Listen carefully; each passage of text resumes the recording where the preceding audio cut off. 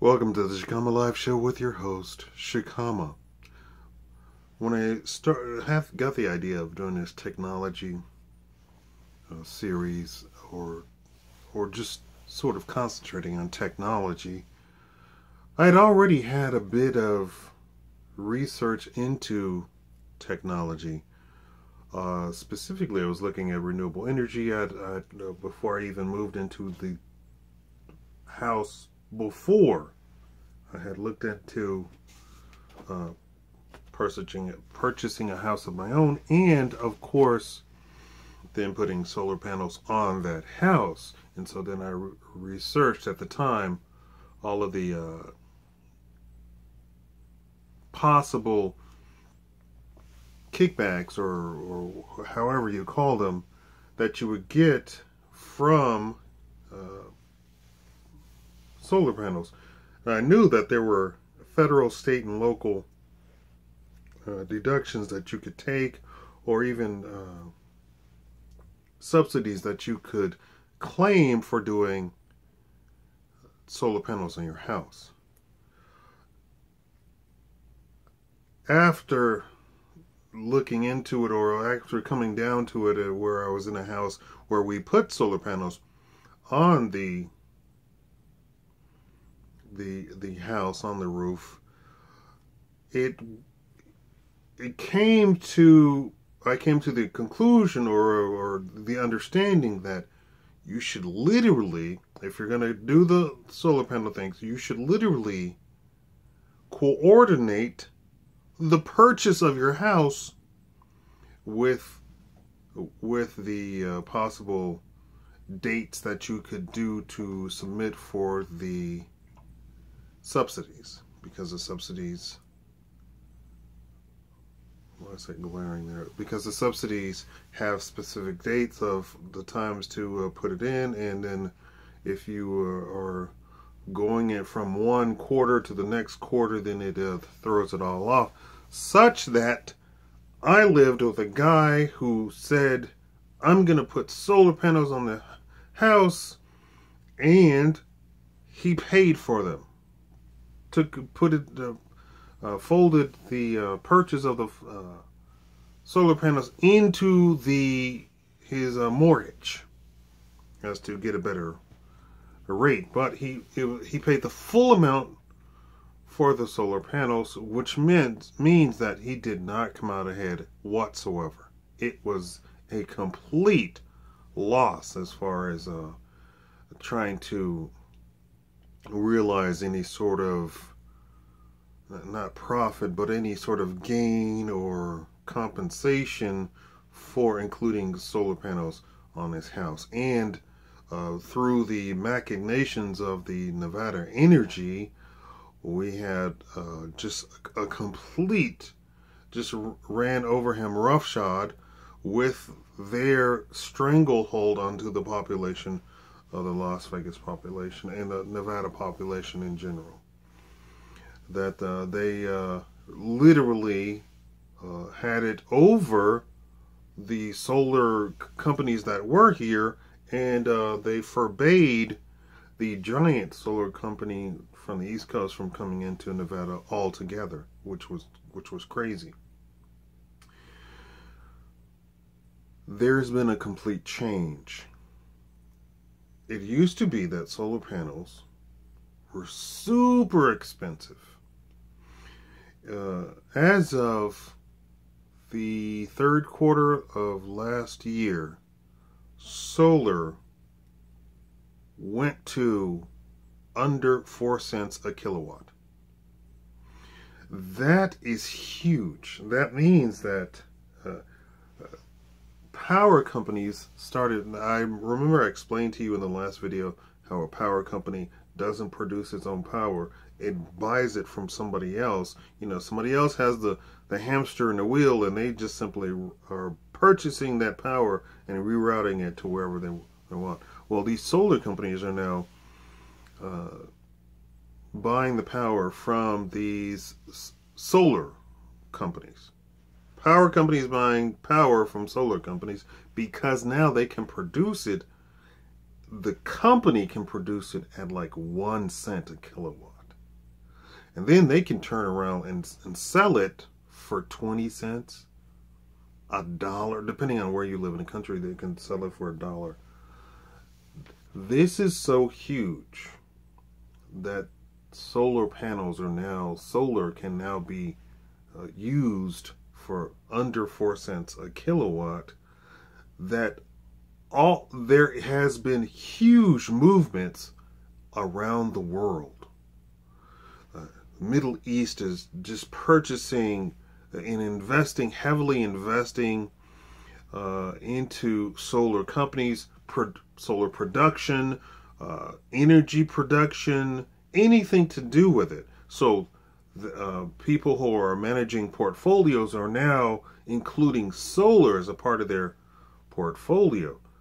We do not have the same thing on the biofuels. We don't have the same things quite yet, but it also dropped on wind. So wind dropped quite a bit, to the point where the energy company in the Netherlands created a 10,000 unit farm in their coastal waters of wind turbines. And they are leasing the area outside of Scotland, the oceans outside of Scotland, to also put another 10,000 unit wind farm there. Spoke about the cooperatives that the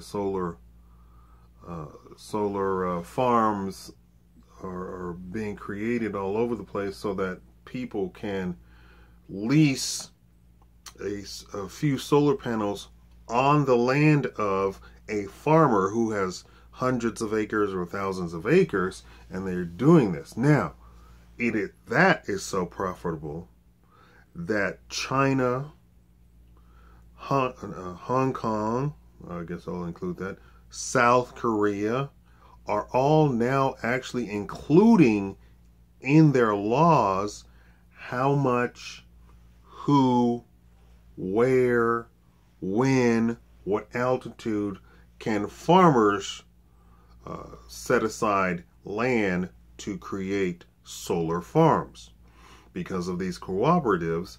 And they don't want the farmers to completely give up their land, because it's so much more profitable than growing food. Give up their land to just put mass solar panels on their land. China in particular has passed legislation that says you can only have 10 to 20% solar farm area on your land as a farmer.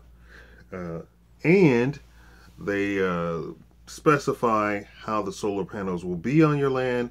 You will still have to grow rice on your land, if that's but that was the example that was given was rice. So that they said that you'll put the solar panels over the rice. Well, it just so happens that rice only requires 75% of sunlight during the day. So the moving shadow across the rice actually helps it, because that's what it needs anyway, about 75%. And the shade from the solar panels, which are fairly high, they're like 2 stories up, does not hinder the growth of rice on their property. One of the farmers was saying that he was concerned about that, but come to find out his yields were the same exact as they were. Now, we move over to Africa, and Kenya in particular is really going forward with that.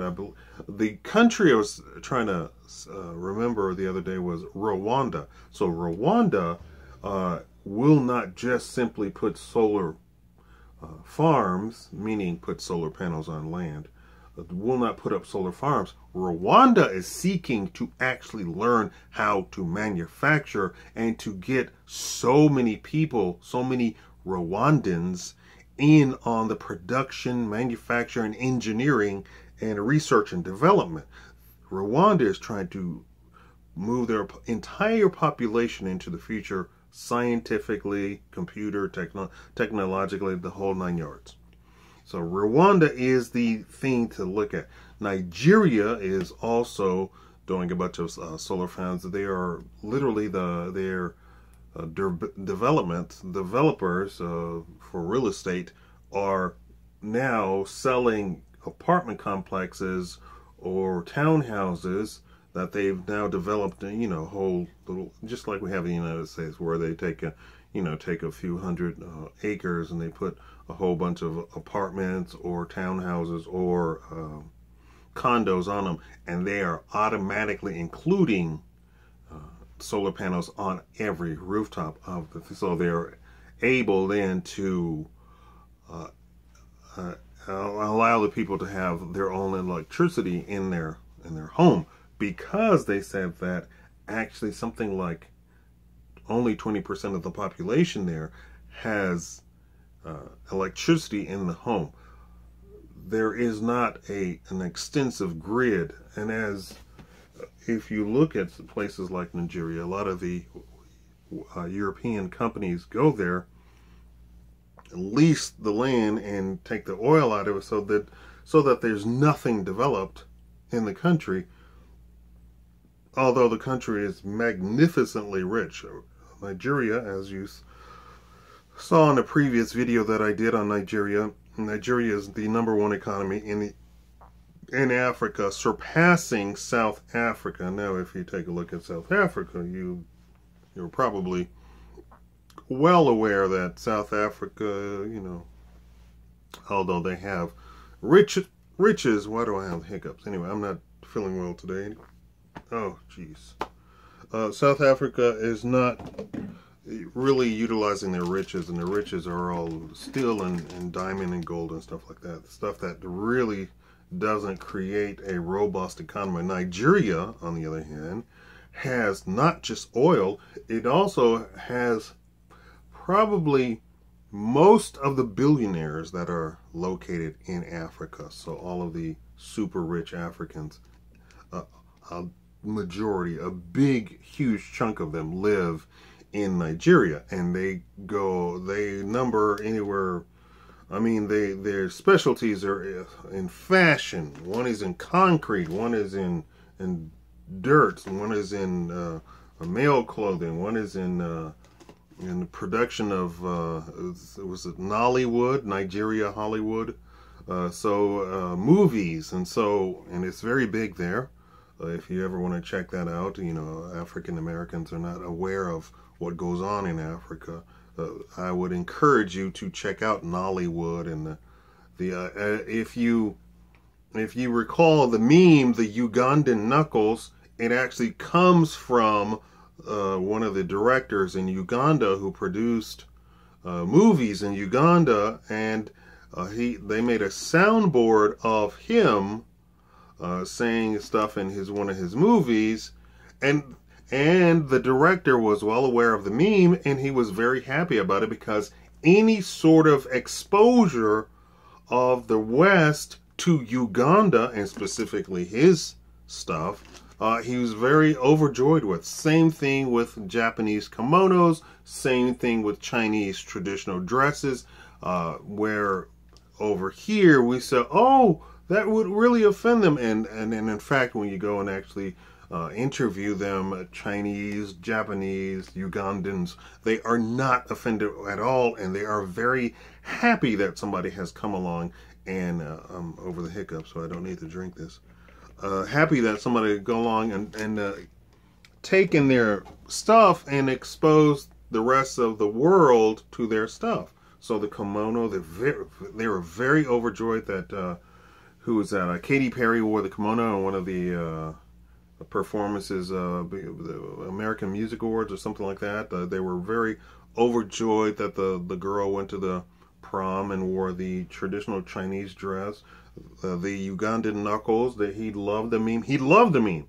And people were saying, oh my God, that's terrible. And when they interviewed him, he was like, oh no, I'm just so thrilled that somebody, and they literally copied his sound effect, made a whole soundboard of him speaking in his movie, and they adopted everything, and they made the meme talk the way that he did in the movie, or his actors did in the movie.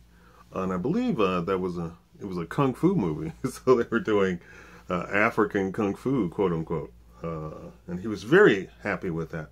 Same thing with Nigeria, very, very overjoyed when you do anything sort of Uganda and Nigeria, two separate countries, and just in case you did not know this, it was funny. One of the very proud African American political people said, "Who wants to live in Africa?" And I said, she said, "And name the country." And so I named all three separate countries that I lived in Africa. I said, "Here are the countries.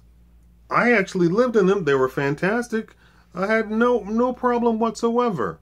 This whole propaganda that Africa is dangerous and that it's still in the 12th century, that is not true whatsoever. And I've said it in a time again, that there are cities in Africa where you would mistake it for New York, or Boston, Chicago, LA, DC. Africa has oil and gold, diamonds. Do you really think you can have those commodities? And I don't care what you think of who's trading what and who owns what and who's getting. Eventually, it trickles down to the regular African, and they walk around with cell phones and Jordans, and Facebook was trying to get the internet all over Africa with gliders that had Wi-Fi on them, and they're doing that with the same thing with the floating windmill. So there's a blimp, so they blow up the blimp. It's a big balloon that looks like a blimp, and in the middle of it you have the windmill, and they raise it up, and so they have the windmill. It will distribute electricity. It will create electricity through the windmill, and they put Wi-Fi on it, so then Wi-Fi can be distributed to the area, and so they have a bunch of these all over the place. Facebook was trying to do a launch of a drone that would circle around. A huge drone the size of, a 747.